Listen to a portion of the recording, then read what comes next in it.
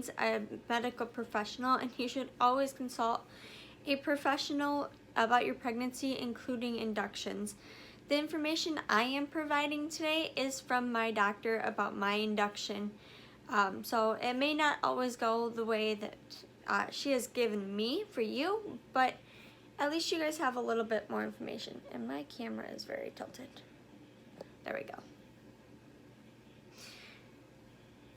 Again, always ask your medical professional about how they perform inductions, as well as how they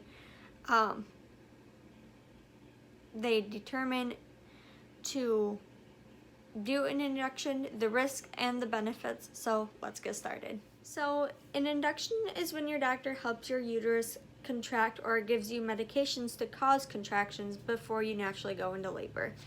They can use a cervix softening pill, they can use a balloon, and they can also give you something through an IV called Pitocin or oxytocin. Your doctor may choose to induce you if you have diabetes of any type, high fluid levels, low fluid levels, if you're overdue, and many more other reasons. Those are just a few of the common ones. An induction is primarily done for you and your baby's health. So if they suggest an induction, they believe it's the best for you at the moment. And I would highly suggest really thinking about it and talking it over with your doctor and your support group. The most important thing for the best chances to deliver vaginally with an induction is how ripe your cervix is, which means how soft and thin you are. So you want to be really soft and actually as thin as possible for an induction. It just makes the induction process a lot easier. So it's always the best. And there are many ways to be induced. A few ways your doctor may use are to give you, again, the pill to ripen your cervix, which can be done by placing a little pill-like thing right next to your cervix. It helps soften it. For my first one, they used a pill called Cytotec. It's just a very small pill. It's not very big. It lasts about 4 hours, and then they determine from there if they want to give you another dose of the pill or if you will start IV medications, or if you don't need them at all. They may also break your water by making a little hole in the water bag with a small hook. And then another is by, again, placing the IV. I know mine usually goes in my arm right here. It's the best place for me. It's the biggest vein I have, but they can do it most anywhere. They can place an IV and give you IV medications such as Pitocin. During any procedure used to induce your labor and your contractions, they are going to monitor your contractions and the baby's heart rate to ensure less complications or make sure that you guys are both okay. Now, for the benefits, there are many benefits to an induction, such as it can lower the risk of your NICU stay for the baby, which is also known as the neonatal intensive care unit. It also significantly lowers your blood loss for the mom who's being induced and decreases the chance of a meconium staining, which is the baby's first bowel movement in your uterus that can cause serious respiratory issues for the baby.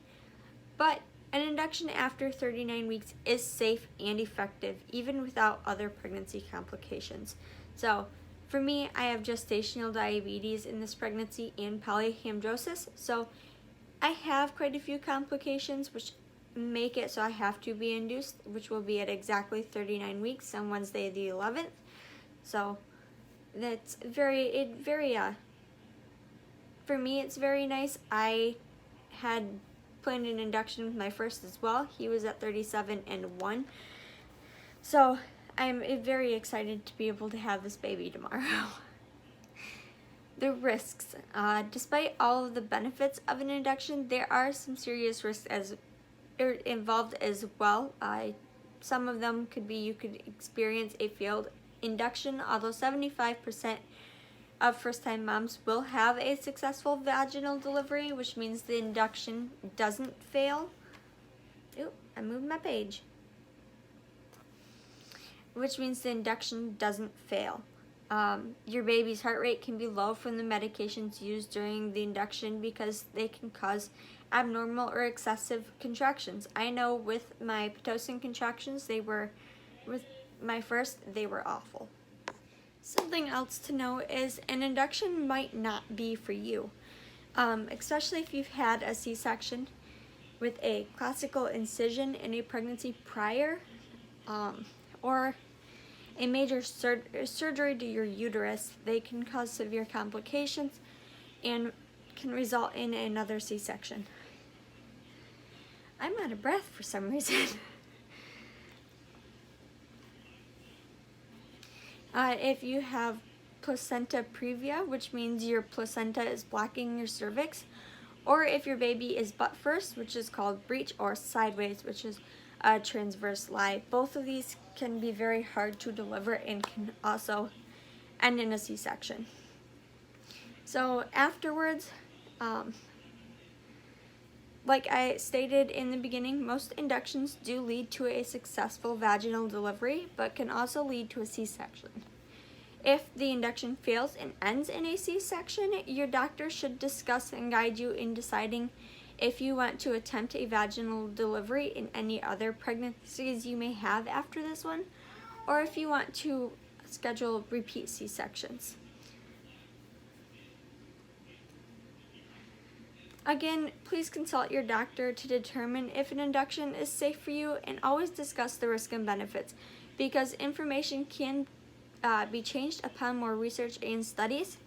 Again, I'm not a medical professional, and you should always speak to a professional regarding your health and your baby's health. So thank you so much for watching, and I hope you guys have a great day.